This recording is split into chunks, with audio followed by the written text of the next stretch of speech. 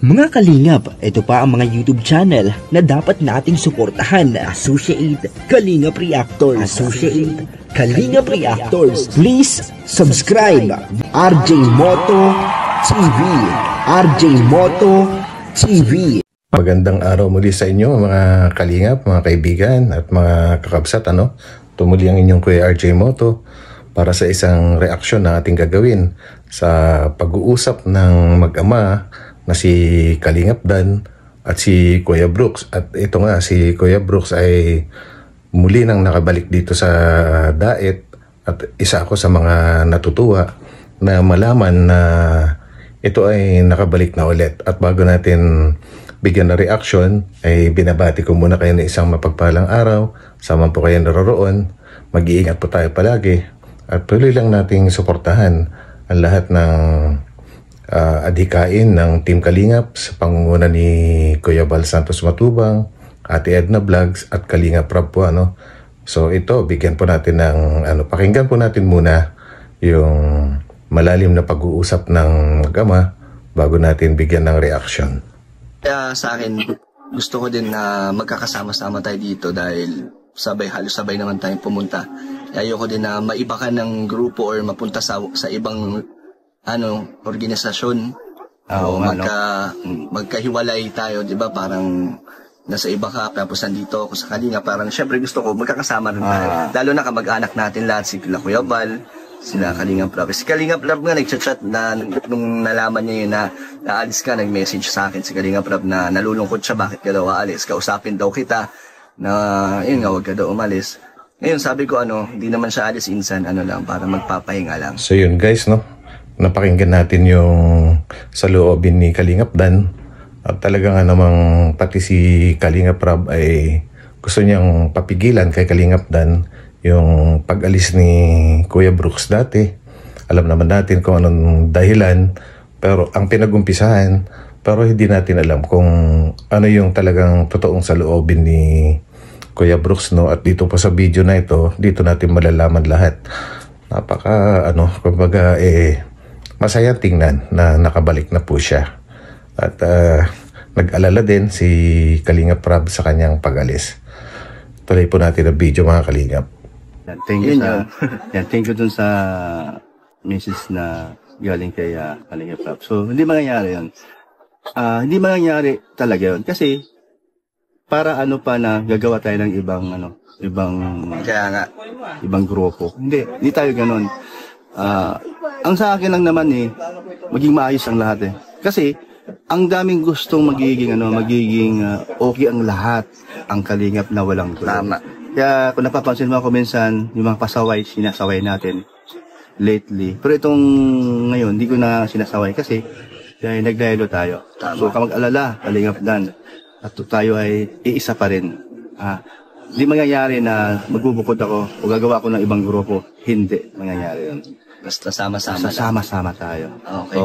So yun mga kaibigan, mga Kalingap at kakabsat, malinaw na malinaw ang mensahe ni Kuya Brooks na wala siyang plano na humiwalay sa Kalingap. Oo nga naman, tayo din naman ni Kalingap Dan na mangyari ito dahil nga magkakamag-anak sila. Sila yung mga original talaga na Kalingap. Bukod doon kina Kuya Val na talagang siya yung nagtatag, napakabuti at naging maayos na po yung lahat at tuloy-tuloy. Isa rin kasi itong si Kuya Brooks sa mga iniidolo ko. Kaya ako'y talagang nakasubaybay sa kanya. Kahit pa sinabi niya dati sa kanyang pag-alis na dahil aalis siya ay i-unsubscribe kung sino yung mag-unsubscribe. Pero ako bilang parte ng Kalingap din na reactor, ay never ako nag-unsubscribe sa kanya. Tuloy-tuloy lang po nating sinusuportahan.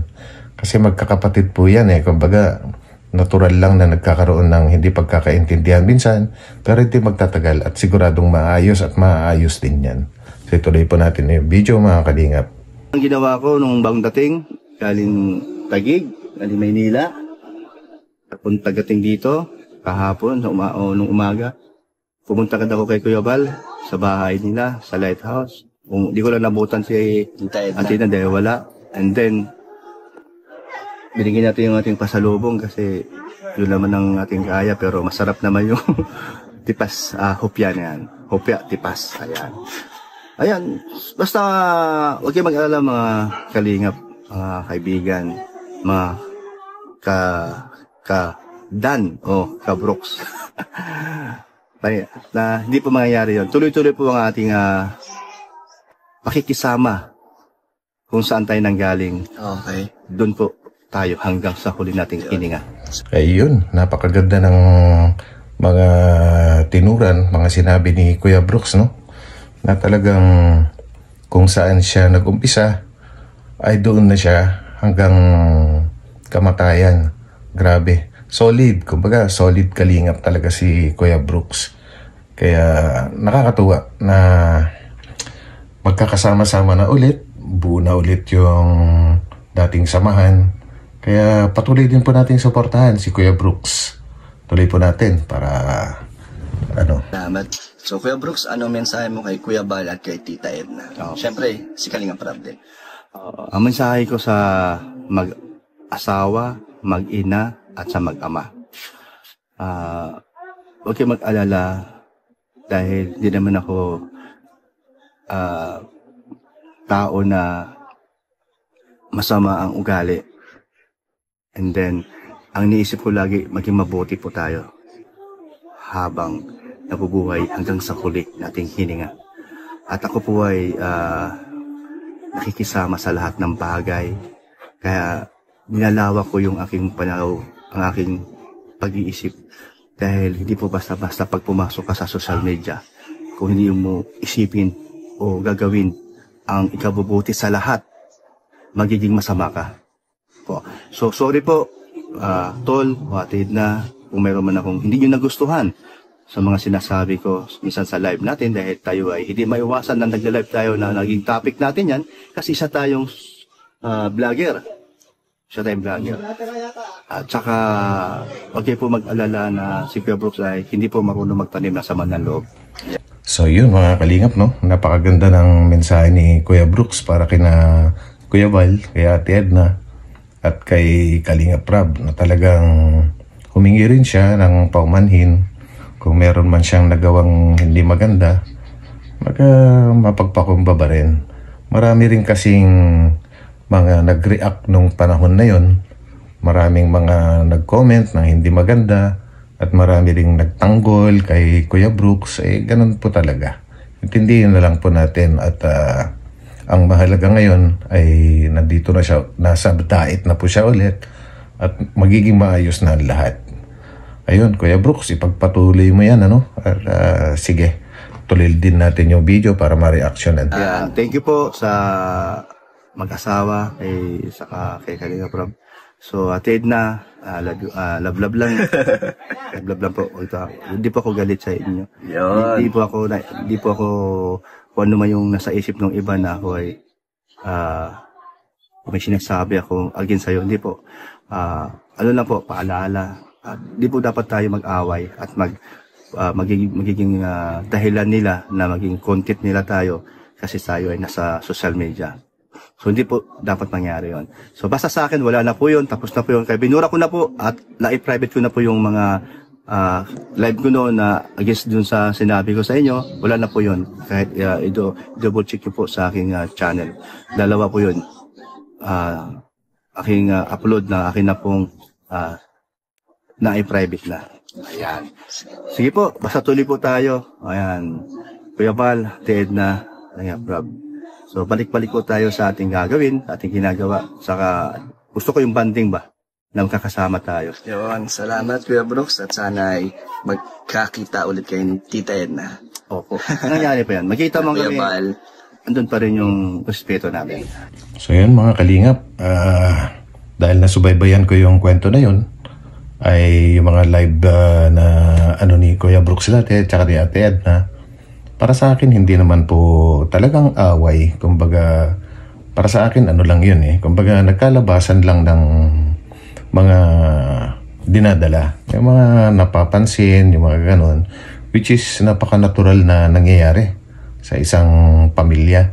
Yung minsan ay hindi pagkakaintindihan At pagkatapos naman po ng lahat, no, pagka nailabas na yung gustong sabihin, diyan na mag-uumpisa yung pagkakaunawaan ulit. At napakaganda nga po at hindi na pinatagal